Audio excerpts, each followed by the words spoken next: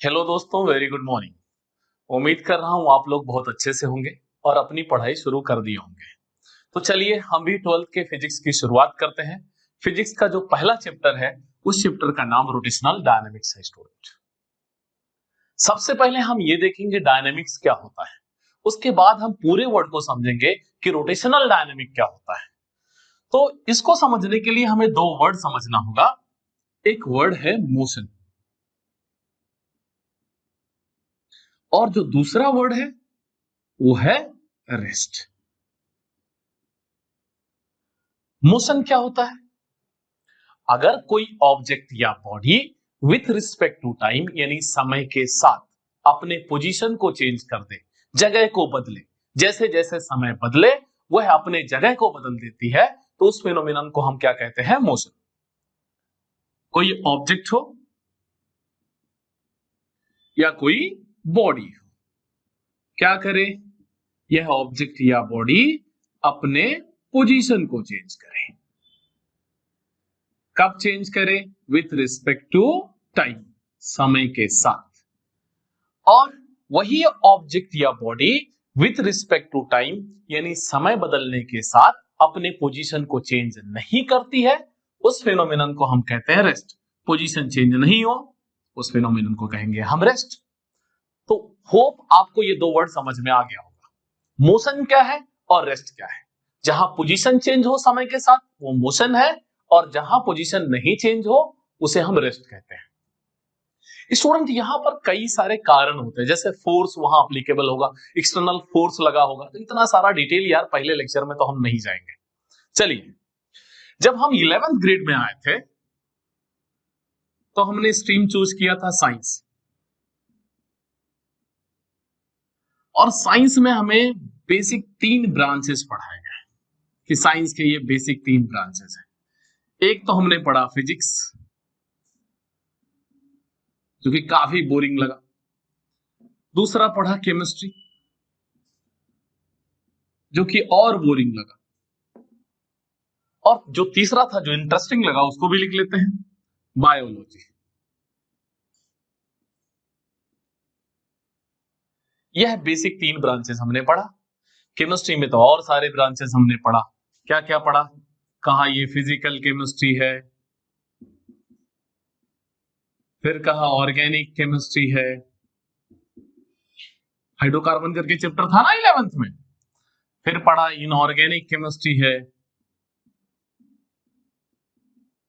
ऐसे हमने पढ़ा एनालिटिकल केमिस्ट्री है, बहुत सारे टाइप की केमिस्ट्री पढ़ा।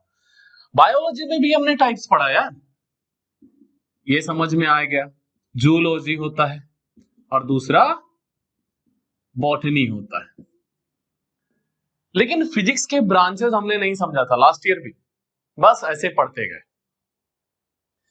तो फिजिक्स सबसे पहले ये जान लेते हैं फिजिक्स है क्या।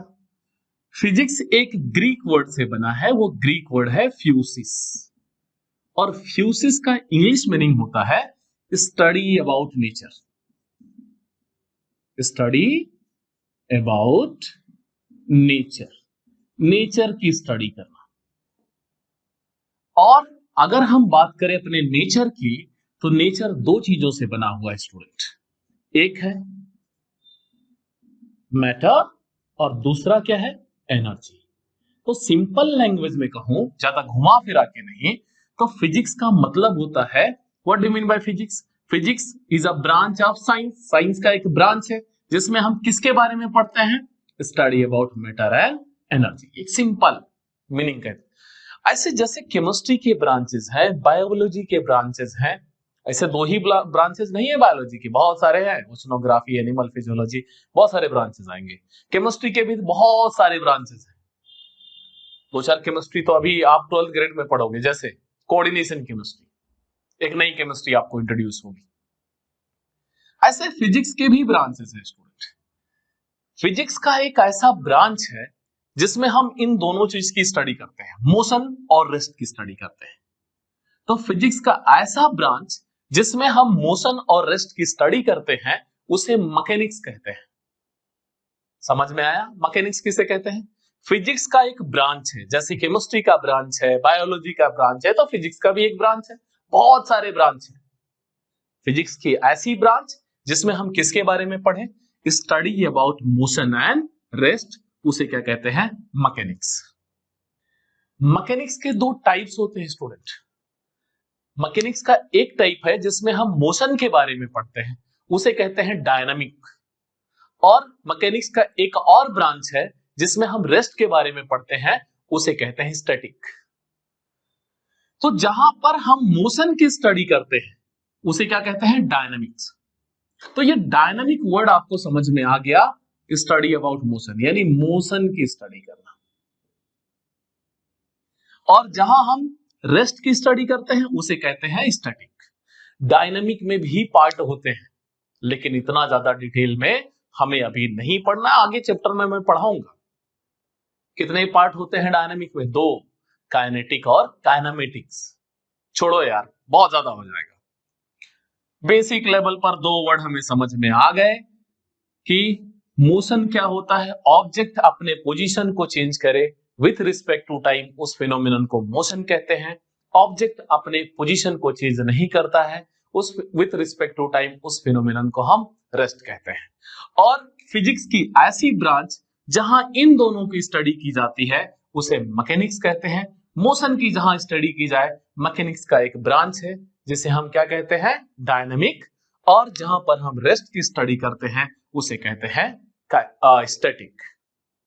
जैसे आपने एक चैप्टर पढ़ा था ना 11th में, इलेक्ट्रोस्टैटिक।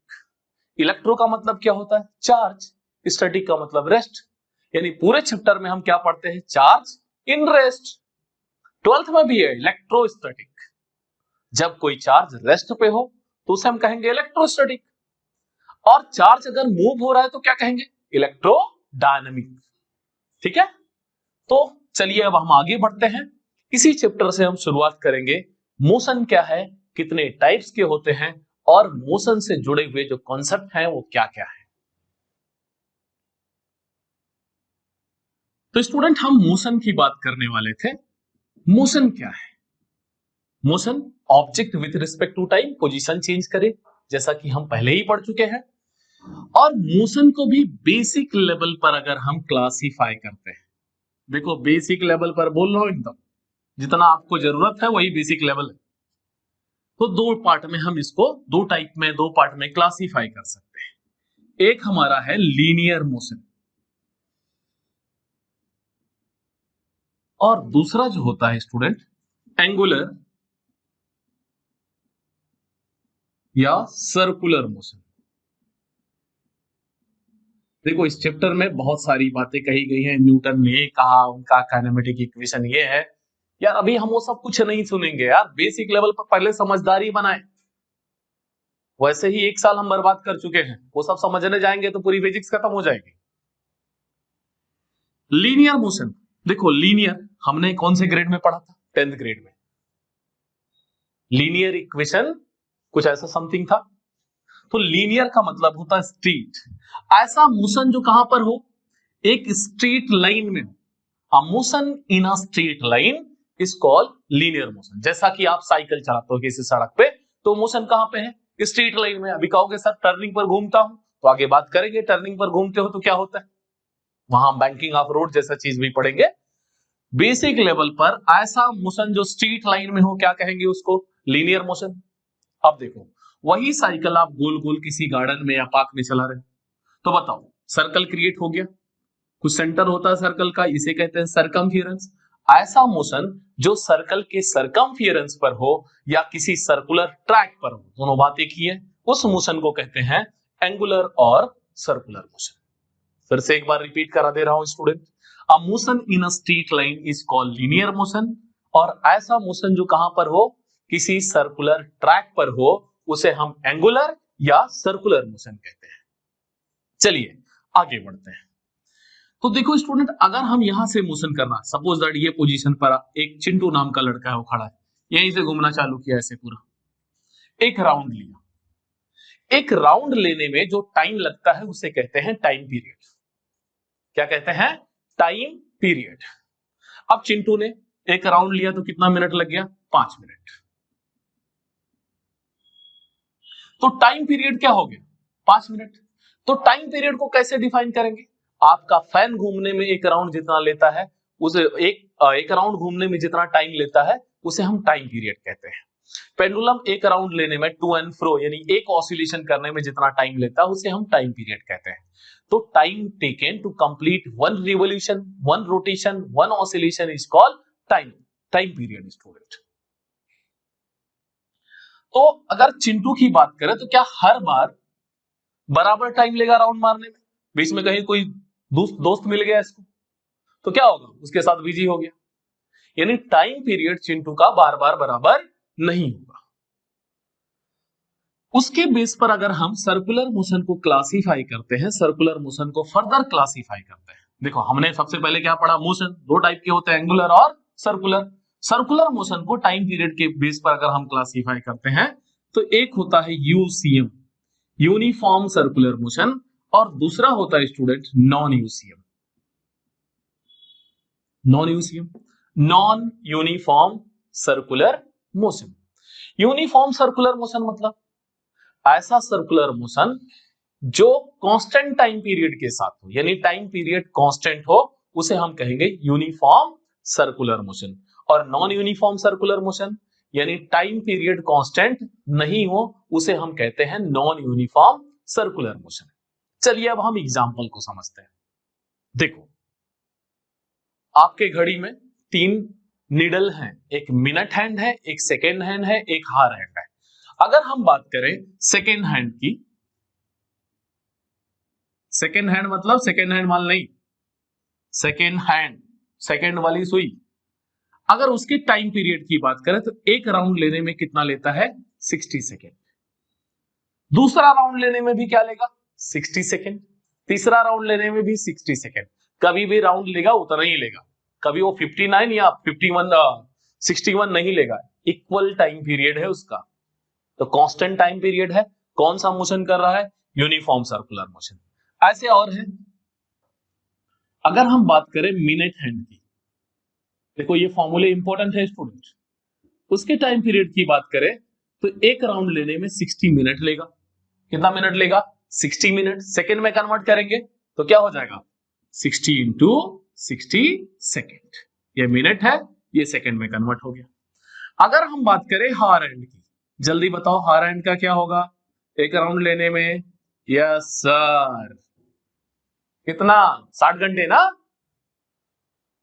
एक राउंड लेने में सिर्फ 12 हार होता है, तो क्या हो जाएगा, 12 हार मिनट में कन्वर्ट करेंगे 60 और सेकेंड में कन्वर्ट करेंगे 60। 12 इंटू 60 ये सब इंपॉर्टेंट है, कहीं पर नोट कर लेना, आगे ये हमारे काम आएगा जब न्यूमेरिकल करेंगे। अगर हम बात करें स्पिन ऑफ अर्थ की, उसका टाइम पीरियड क्या होगा। अब यहीं पर प्रॉब्लम हो गया।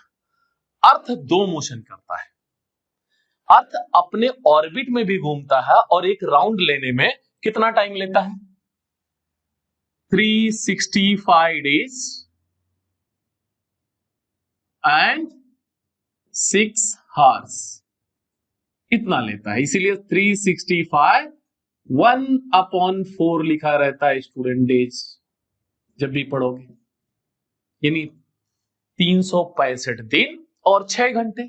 यही 6 घंटे 4 साल में कितना दिन हो जाता है, एक दिन हो जाता है, 24 आवर। इसीलिए फरवरी जो है वो लीप ईयर की कर दी जाती है। इसे हम क्या कहते हैं, revolution of earth. Earth revolve कर रहा है कहां पे, सन के चारों तरफ। और अगर हम अर्थ की बात करें, सपोज दैट ये अर्थ है, देखो अर्थ थोड़ा सा टिल्टेड है, आगे पढ़े होंगे हम लोग, ऐसा टिल्टेड है, जो ज्योग्राफी पढ़े होंगे, आगे फिजिक्स में भी पढ़ते हैं हम लोग। एक पोल को कहते हैं हम नॉर्थ पोल, दूसरे पोल को कहते हैं साउथ पोल। अर्थ अपने एक्सिस पर भी रोटेट होता है, कहां रोटेट होता है, अपने एक्सिस पर, उसी को कहते हैं हम स्पिन ऑफ अर्थ। और इस स्पिन की वजह से क्या होता है, डे और नाइट होता है। दिन और रात क्यों होता है, अर्थ के स्पिन की वजह से। वेदर चेंज क्यों होते हैं, इसके वजह से। समझ में आया, जो रिवोल्यूशन करता है उसके वजह से क्या होता है, वेदर चेंज होते हैं, जाड़ा गर्मी बरसात होता है। तो स्पिन ऑफ अर्थ कितना हो गया, 24 आवर मिनट सेकेंड, ये हो गया हमारा कुछ टाइम पीरियड के कॉन्सेप्ट। तो जितने भी मैंने कॉन्सेप्ट कहा यहां पर, चाहे मिनट हैंड हो, सेकेंड हैंड हो, हार हैंड हो, सब कौन सा मोशन कर रहे थे? Uniform circular motion. आप साइकिल चलाओ तो नॉन यूनिफॉर्म सर्कुलर मोशन। आपका फैन कौन सा मोशन करता है? नॉन यूनिफॉर्म सर्कुलर मोशन, क्योंकि fan slow fast alternating frequency से चलता है। अल्टरनेटिंग फ्रीक्वेंसी कांस्टेंट नहीं होती है, तो फैन कभी भी यूनिफॉर्म सर्कुलर मोशन नहीं कर सकता है स्टूडेंट। अब यहां पर एक इंपॉर्टेंट टर्म है सर्कुलर मोशन में। इंपॉर्टेंट टर्म क्या है? देखो, जैसा कि मैंने फैन की बात किया, तो फैन किसी एक्सिस पर घूम रहा है क्या? यस, एक एक्सिस है। तो ऐसा सर्कुलर मोशन जिसमें कोई एक्सिस हो, यानी वहां पर जो रोटेशन या रिवोल्यूशन हो किसी एक्सिस पर हो, उसे हम रोटेशनल मोशन कहते हैं। क्या कहते हैं student? Rotational motion. Circular motion में से ही एक पार्ट बन गया रोटेशनल मोशन। अब फैन कौन सा मोशन कर रहा है? Rotational motion. सर्कुलर मोशन नहीं कर रहा? कर रहा है, क्योंकि all rotational motion is a circular motion. जितने भी रोटेशनल मोशन है सबके सब क्या होते हैं? सर्कुलर मोशन होते हैं। लेकिन हर एक सर्कुलर मोशन रोटेशनल मोशन नहीं होता है। Every rotational motion is a circular motion, but every circular motion is not rotational motion. कोई पूछेगा क्यों? तो बोलना हर एक सर्कुलर मोशन में एक्सिस हो ऐसा जरूरी थोड़ी है यार। आप गोल गोल साइकिल घुमा रहे हो गार्डन में, एक्सिस है क्या? नहीं है एक्सिस वहां पर। तो यह सर्कुलर मोशन है, ना कि रोटेशनल मोशन। लेकिन आपके घड़ी के अंदर जो मिनट हैंड, सेकेंड हैंड, हार हैंड है, ये क्या? एक एक्सिस पर घूम रहे हैं। तो एक्सिस है, यह सर्कुलर मोशन भी है और रोटेशनल मोशन भी है। समझ में आया कि रोटेशनल मोशन और सर्कुलर मोशन में क्या डिफरेंस है? ओके, चलिए आगे समझते हैं। ये जो रोटेशनल डायनामिक्स यानी रोटेशनल मोशन है, तो हमको समझ में आया सर, सर्कुलर मोशन जिसमें क्या हो, एक्सिस हो, उसे रोटेशनल डायनामिक कहते हैं। इस चैप्टर में हम आधे चैप्टर में हम बात करेंगे विदाउट एक्सिस, जो भी कहानियां पढ़ेंगे विदाउट एक्सिस है, और आधे चैप्टर में हम जो भी पढ़ेंगे विथ एक्सिस पढ़ेंगे स्टूडेंट। यानी सब कुछ काम किसी ना किसी एक्सिस पर हो रहा होगा। तो अब एक चीज बताओ, मोशन हमने कितने टाइप के पढ़ लिया? दो टाइप का, एक लीनियर मोशन और दूसरा एंगुलर मोशन। अब मोशन से जुड़े हुए जो कॉन्सेप्ट हैं, जैसे मोशन से जुड़ा हुआ क्या है? डिस्प्लेसमेंट, वेलोसिटी, एक्सीलरेशन, ये सब ऐसी चीजें हैं जो मोशन से ही बनते हैं। यानी मोशन ना हो तो ये सब होंगे ही नहीं। सिंपल लैंग्वेज में कह रहा हूं, अगर मोशन ना हो तो डिस्प्लेसमेंट का कोई रोल ही नहीं रह जाएगा। ठीक है?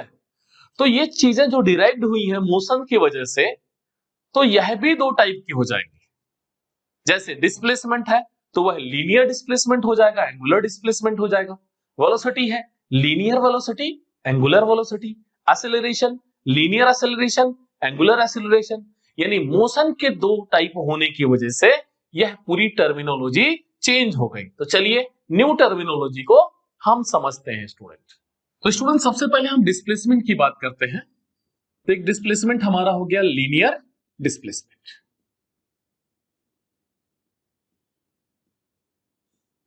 लीनियर डिस्प्लेसमेंट, और दूसरा डिस्प्लेसमेंट हमारे पास है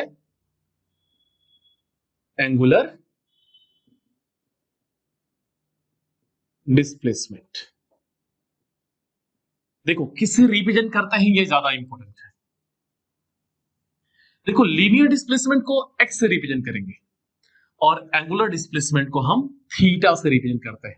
यह आपके लिए नया है, 11th ग्रेड में हमने नहीं पढ़ा था ये।